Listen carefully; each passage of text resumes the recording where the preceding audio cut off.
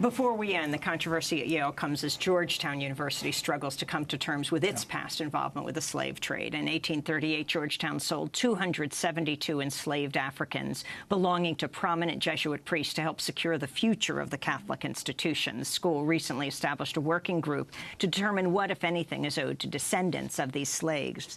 Craig Wilder, what is your response?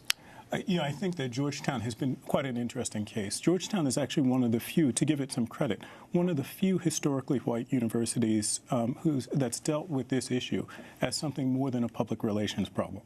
They've actually taken it as a challenge to their Catholic identity and to the Jesuit identity of the institution. Slavery saved the institution? Slavery saved the institution. When they were going bankrupt? Well, they were in financial trouble. A lot of Catholic institutions were, but the Catholic Church was also in a period of dramatic expansion during that period. And so I don't want to leave the story at slavery saved Georgetown. It did. The sale rescued Georgetown, but it also allowed the Catholic Church to expand out of Maryland into the Northeast. The first Catholic college in New England, Holy Cross, is established by one of the Jesuits who sold the 272 people in 1838.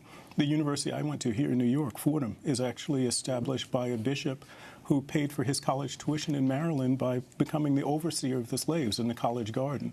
And it expands westward to St. Louis, and the first American university on the west of the Mississippi River.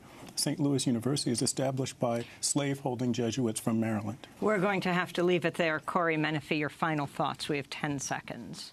Well, I just hope people can learn from what I went through.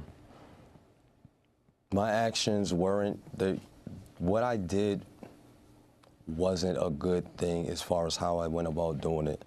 However, it brought about change. We're going to have to leave it there. Corey Menifee, Patricia Kane, and Craig Wilder, thanks so much for being with us. And a fond farewell to Juan Carlos Davila and Pedros Rodriguez. That does it for our show. I'm Amy Goodman.